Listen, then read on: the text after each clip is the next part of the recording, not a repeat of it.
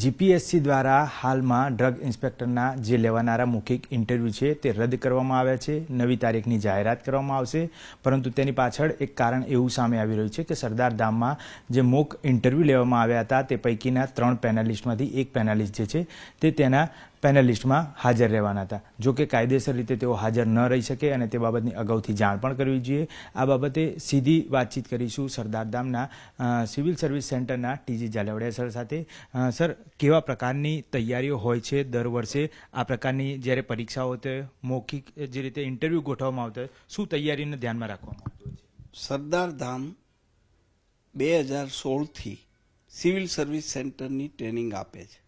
દર વર્ષે 200 થી 250 જુદી જુદી બેચ એટલે કે જગ્યાઓ માટે ફેકલ્ટીઓ જુદી જુદી લાવી એમને તૈયાર કરવામાં આવે. પછીથી એમની મોક ટેસ્ટો પણ લેવામાં આવે અને ઓરલ ટેસ્ટમાં પણ જો જરૂર પડે તો એને તૈયાર કરવામાં આવે. એમ વર્ષમાં 200 બેચમાં ઇન્ટરવ્યૂ થતા હોય. એ બધી જ જુદી જુદી પેનલો બોલાવી અને એમની પાસેથી ઇન્ટરવ્યૂ માટે તૈયારી કરાવવામાં આવે. આ વખતે આ કેસમાં પણ અમે જુદી જુદી પેનલોને બીજા મારફતે કોન્ટેક્ટ કરી અને બોલાવેલા અને આ 12 તારીખે આખું એક જાહેરાત તૈયાર કરી સોશિયલ મીડિયામાં અને ટેલિગ્રામ ચેનલમાં પણ મૂકવામાં આવેલી અને એમાં લગભગ 4500 લોકોએ આ જોયેલી પણ છે. એટલે આ જે આપે કહ્યું કે પેનલ કે એ બાબતમાં અમે કશું જ જાણતા નથી. અમારી સાથે કોઈ વાત પણ થઈ નથી. અમે તો આ 12 તારીખે જાહેરાત આપેલી, 16 તારીખે અમારે ત્યાં ઇન્ટરવ્યૂ હતા, 14 તારીખે એટલે અને 16 કે 17 તારીખે જીપીએસસીના હતા.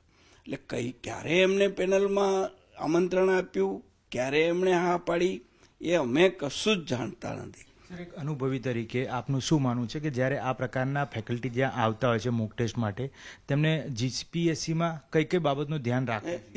એક બહુ સ્પષ્ટ વાત છે કે જે કોઈ જીપીએસસીમાં ઇન્ટરવ્યૂ લેવા જાય એમણે કોઈ આવી પ્રાઇવેટ ઇન્સ્ટિટ્યૂટમાં મોક ટેસ્ટ કે કંઈ પણ લેવા જવું જોઈએ નહીં. અને એમણે કદાચ ગયા હોય તો એની સ્પષ્ટતા જીપીએસસીમાં કરવી જોઈએ કે અમે મોક ટેસ્ટ લેવા ગયા હતા.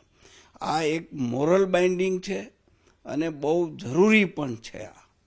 હાલ પૂરતા જે લોકોના ઇન્ટરવ્યૂ લેવાઈ ગયા હતા, હવે ભવિષ્યમાં જે લેવાના છે, આ તમામ કેન્સલ થયા છે. તેનું નુકસાન સીધું ક્યાંક જે ઉમેદવારો રહી ચૂક્યા છે તેમને પણ છે. તે બાબતે આપનું શું માનવું છે? એમાં તો હું કંઈ ન કહી શકું કે તંત્રએ જે કાંઈ નિર્ણય લીધો એ વ્યાપક બધાના હિતમાં લીધો હશે એમ માનીએ આપણે. બિલકુલ. તો તે સરદાર ધામના સિવિલ સર્વિસ સેન્ટરના જે ચેરમેન છે તેમનું સ્પષ્ટપણે માનવું છે કે આગામી સમયમાં તેમના જે તમામ નિર્ણયો જે છે તે જીપીએસસીના રહેશે, પરંતુ જે મોક ટેસ્ટ લેવા માટે આવનાર વ્યક્તિઓ જે છે તેને આ બાબતની સીધી જાણ જે છે તે જીપીએસસીને અગાઉથી કરવી જોઈતી હતી. કેમેરામેન વિમલ સહેરા સાથે મૌલિક દામેચા, ન્યૂઝ 18 ગુજરાતી, અમદાવાદ.